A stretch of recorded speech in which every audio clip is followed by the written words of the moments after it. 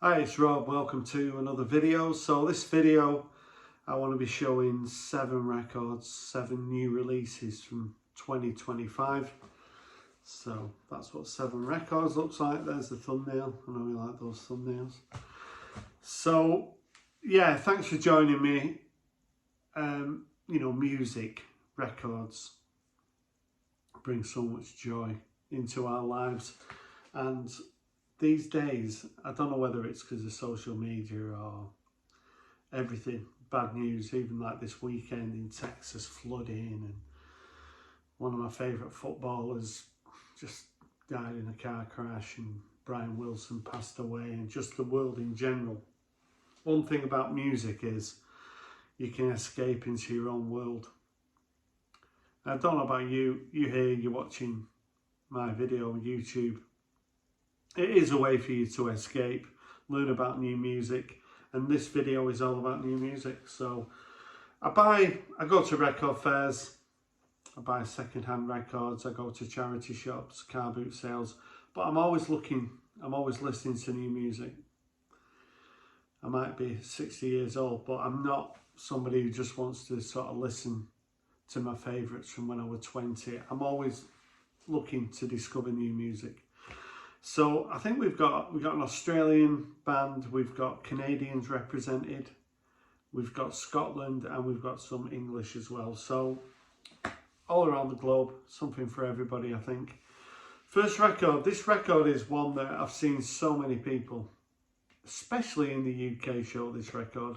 You probably know what it's going to be. Recently did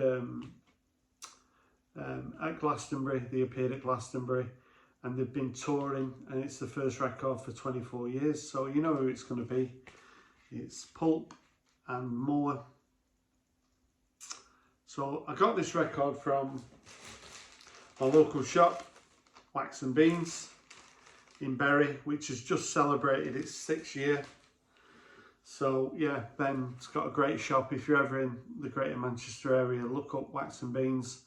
It's well worth a visit. You can grab a coffee, grab something to eat, good second-hand records, good online presence. Follow him on Instagram as well.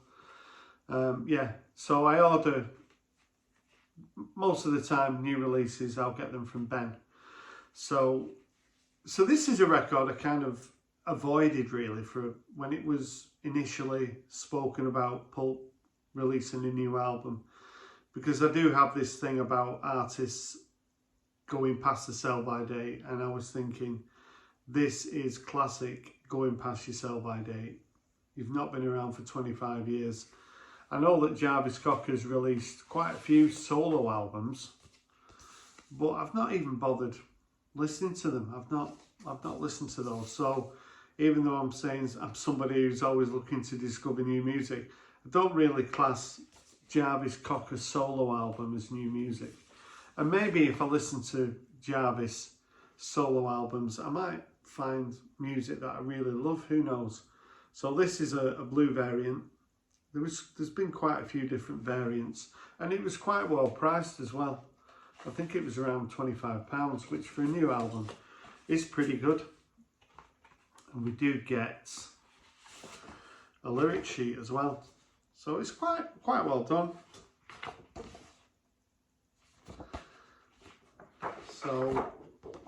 So I went 80s. The single Spike Island was spoken about and released and played, and I just didn't even listen to it because, like I say, I was just thinking, I'm not bothered. I'm not bothering with it. And then curiosity kills the cat, doesn't it? I just thought, I'll give it a listen. What's the worst that can happen? And I listened to it. And then I had to listen to it again. And I thought, this is just so good. So then I started to listen. I managed to find a few tracks on YouTube and listened to quite a lot of the tracks and thought, you know what, this is a really good record. I'm someone who listened to Different Class when it came out. It was 96, I think, wasn't it? This is the first record that I've got by Pulp. when the other album came out, This Is Hardcore, I wasn't a fan. I went back a little bit to His and Hers. I thought they were okay, but they were never my band. Never seen them live. Always liked Jarvis Cocker. But yeah, this record is recommended. I'm sure if you're watching this, you've probably given it a listen and given it a thumbs up. Got to Have Love has a bit of a soul feel to it.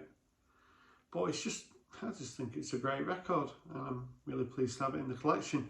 At the end of the year, hopefully I'll do my favourite records of the year, because I've got 7 records here to show you, and we're in July, and I spoke about wanting to just get 1 record a year. 1 record a year, 1 record a month, a new release. I know there's people on YouTube show 20, 30, 40, even more than that new releases. I'm just trying to focus and pick up one, what I class as a really good release every month. That's the road I want to go down. Because in previous years, I bought 15, 20 new releases. And then I'm going through my collection and I just think I've not given that enough attention.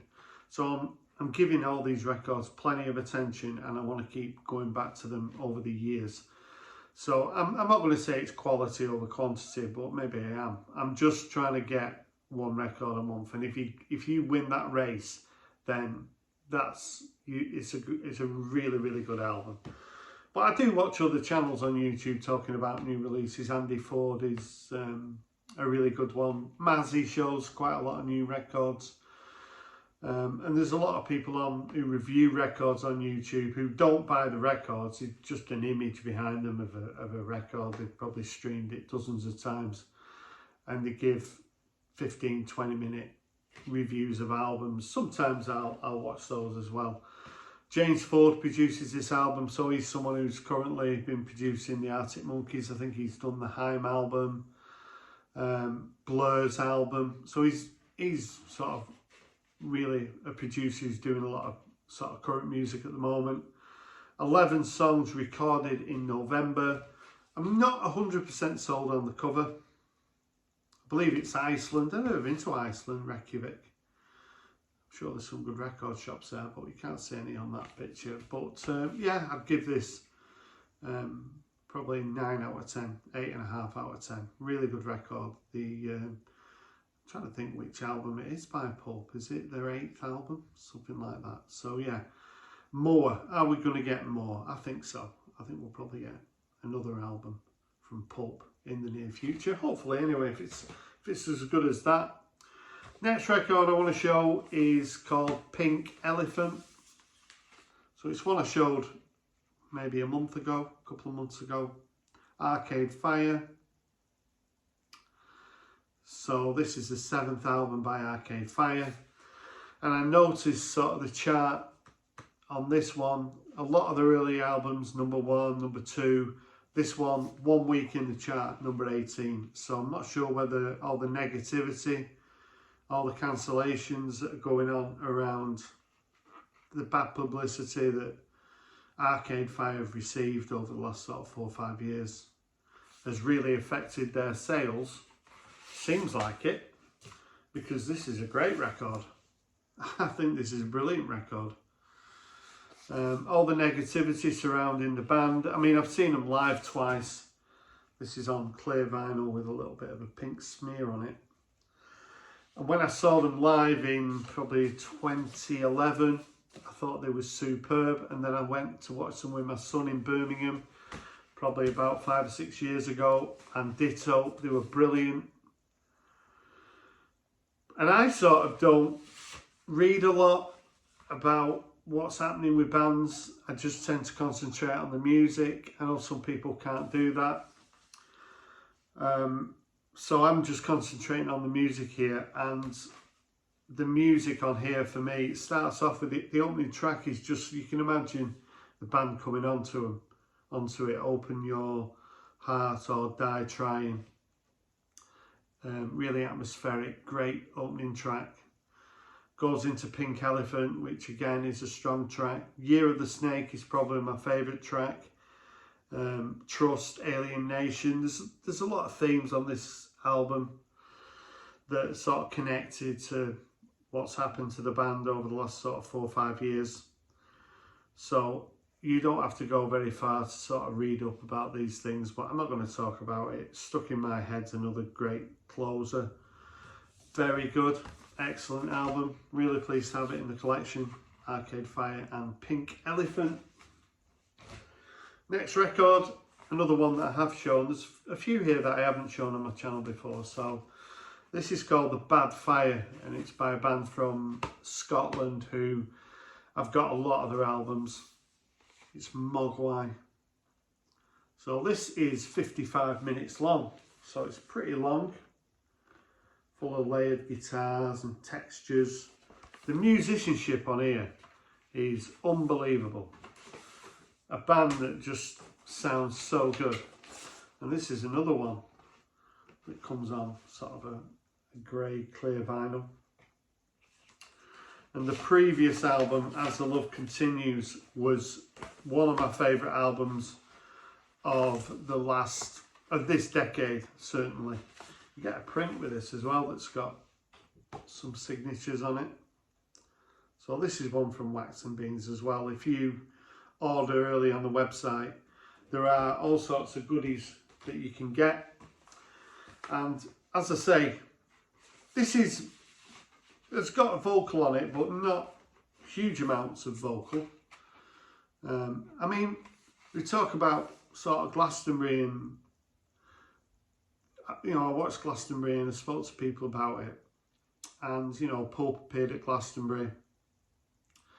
But some of the artists that are appearing at Glastonbury now, it just shows you how times have changed. You know, people like Sabrina Carpenter and she's called Grace Abraham and people like that. And then bands like Mogai can't get anywhere near the centre stage. I'm not sure what their sort of touring commitments are. I'm pretty sure they didn't appear at Glastonbury. And this would have been a great record for them to have played at Glastonbury. I think I've shown you. The gatefold starts off with a real moody God Gets You Back. They've been through quite a lot of trauma over the last sort of 4 or 5 years. Mogai, personal issues, High Chaos, Pale Vegan, Hip Pain, Hammer Room. You know, they're just song titles. Hopefully these are a band that you listen to and they've got records yourself, or if not, stream them. Very sort of post-rock sound, going into maybe a little bit of prog at times, but live, I'd love to see them live. Hopefully I'll get to see them in the future. I've just never got around to seeing them, but yeah, certainly one of my favourite bands from Scotland, Mogai, and this album, The Bad Fire, certainly doesn't disappoint, and I really love the artwork on that one as well. So that's 3 records. We've got another band, we've got one from Manchester here, Doves, and Constellations for the Lonely. So this is another one that I got from Wax and Beans, and I bought one of these blocks, so you can buy these blocks which have these limited slips on, so, and which are signed. So this is another way of sort of supporting the band, supporting the shop. So when the record's playing, I can slip it in that block. So this record came out early in the year, and so this is a record that I pre-ordered, and I pre-ordered it, and then I started listening to it, and I'm thinking, why have I pre-ordered it? I don't like it, because Jimmy Goodwin has always been the main vocalist, with help from Jez Williams and his brother Andy Williams on drums. Really great sounding band, and this is a great sounding record. But Jimmy's been going through quite a lot of mental health issues, so Doves went on tour without Jimmy. So the thought of seeing Doves without Jimmy would be difficult for me. I had the opportunity to go and see Doves supported by Super Furry Animals in the mid-90s, and I didn't go, or late 90s. And I still, why did I not go to that gig? So Doves, for me, their albums are really consistent. They released an album, the Universal One, about 3 years ago, which I thought was an excellent album. But when I started to listen to this, there wasn't enough Jimmy on it for me. So the opening track, Renegades, is gorgeous, beautiful. And everything that Jimmy was involved with, I loved. But then everything he wasn't involved with, I kind of thought was a bit average. So, but I've kept listening to it. And for some reason it's on orange vinyl. Why it's not on red vinyl or sort of a splattered vinyl, I'm not too sure. But the more I listen to this record, it's by no means my favourite Doves record, but I think it stands up as a good Doves record. And it's one that I do listen to. I do enjoy it. So, but it's up against a lot of good records here. So how I'd place it if I was putting it in my top 10, I'm not too sure. We've got another 5 months of the year to go. But this is certainly a record that's worth listening to. And apparently the tour without Jimmy was really successful and they sounded great. So, but for me, maybe the weakest Doves album, but that doesn't mean it's a bad album. It's still a really good record. Now we've got a record that I don't think I've shown on my channel. So it's Cowards by Squid. So I have spoken about Squid before on my channel. Originally from Bristol, but then I think they studied in Brighton. So I do quite like this slip. It's got the names of the tracks on there. It comes in at 45 minutes long, this. So again, this is sort of post-punk. I just don't like using that term, but it's quite accurate when it comes to Squid. This is another one that I purchased from my local shop, Wax and Beans. So I got a signed print with it. And the record's got, I'm pretty sure that's a scorpion on the cover. If I can get it the right way around. It's probably not even the right way around or the right way up, I'm not too sure. And it's got some imagery on the back. But yeah, this is quite frantic. The themes on the record are maybe quite dark, but I think it's probably the most commercial of Squid's records. Their album Bright Green Fields from, I think it was 2021, was my album of the year, and their follow-up album from 2023 on Monolith is one that initially I wasn't as keen on, but has sort of grown on me to an extent where I place it a lot higher than I did at the time. So yeah, this is a really good record. Crispy Skin is my favourite track. It's the opening track. Remember seeing them live. I'd love to see them live. Again, these are a band. I think they were on at Glastonbury last year. I watched them. They were amazing. And when I went to see them in Manchester with my son, and I was saying before the gig, you know, what's it going to be like, Alex? And Alex was like, yeah, it'll be calm, it'll be cool. And when the gig started, it's the biggest mosh pit ever. It was mental. And because their earlier albums, I mean, this has got frantic moments, but then in the middle of it, it's got sort of noodling guitars going into sort of Radiohead territory. But it holds together as a really good record. So yeah, this is one I keep going back to and listening to and streaming at work. I've changed my sort of work now. I'm working on a later shift, so I do spend a lot more time on my own. More opportunity to, once I've set things up, I can listen to music, and this is a record that I jump around, move around, dance around, jerk around when I listen to Squid. I absolutely love them. So yeah, this doesn't disappoint. It's a really good record. Here's a record that I haven't shown before from a band from Rochdale. From Rochdale. How did I get from Rochdale to Australia? I don't know. Right, from Australia, not from Rochdale. Where's Rochdale? Are there any bands coming from Rochdale? I don't think there's any bands come from Rochdale. I'm not going to stop this video and start again. I'm not going to edit that out. So yeah, my favourite band from Rochdale. No, from Australia are Babe Rainbow. So I've got a couple of albums by Babe Rainbow. The first two albums aren't easy to get on vinyl, but I've got them. They're worth quite a bit of money. And they released a live album quite recently that I picked up that I didn't show on my channel. So this is called Slipper Imp and Shakerator, which is a little bit of a mouthful. It came in this sort of slipcase. Their debut album was King Gizzard promoted them and played on that album. So that's what initially got me into Babe Rainbow. So that's the cover, that's the back. So Babe Rainbow, if you don't know about them, I saw Randall Weaver, who's got a channel on YouTube speaking about Babe Rainbow as well. He got this album, but his album is on purple vinyl and mine isn't. So I was a bit gutted about that. Mine just comes on black vinyl. There's the sleeve. Sort of, I call it daytime disco. So it's daytime disco, neon, psychedelic, maybe a little bit of jazz influence, slight surfy sound. Quite hard to describe. Such a cool looking band though. Sort of suntans and walking around looking cool. Really nice vibe. If you're into music that's got a groove, I can recommend Babe Rainbow. Just one of the many Australian bands that I'm into. Artists such as Pond. I showed the Parcels recently.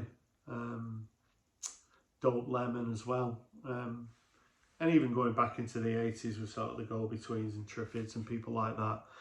Australia is probably my third favourite sort of place for music. Some of the Tame Impala as well, and King Gizzard, and you know, there's loads of them, isn't there, that's come out of Australia over the last sort of decade. But yeah, Babe Rainbow, certainly recommended. And finally, we've got another Canadian artist here, and it's the Weather Station in this album, Human Hood. So Tamara Lindemann, I think she's called. So I'm getting in her with this. This is just on black vinyl. You get the lyrics there. Opening. So this is a record I picked up from Amazon because I saw it going cheap. I mean, it's still under £20 now. And I'd been aware of the Weather Station. I think I'd listened to the previous album. I think this is like the 7th album, something like that. So I streamed this, and when it started, there was like flute. It was like an instrumental flute and woodwind sounds and a really nice build-up. And then it went into a track called Neon Signs. And her vocal he just gripped me straight away. It's a late night record, this. And as I say, there's strings and there's a little bit of a jazzy vibe at times. And a bluesy feel as well.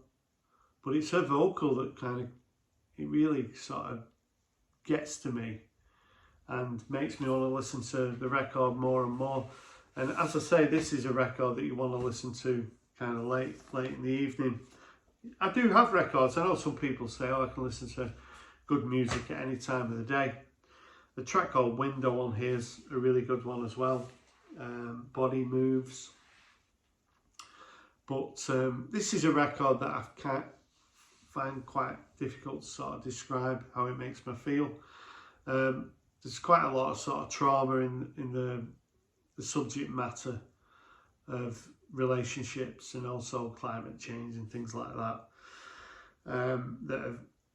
Things that are going on in her world, and that's why at the start of the video it made me sort of think about why people watch YouTube videos about music and want to see records and want to hear how enthusiastic people are about the music that they're listening to. And this would be a great record to sort of stream and go for a walk in the woods and just forget about the world and just listen to it, because it is beautiful. Her vocal, I've heard people say sort of Fiona Apple.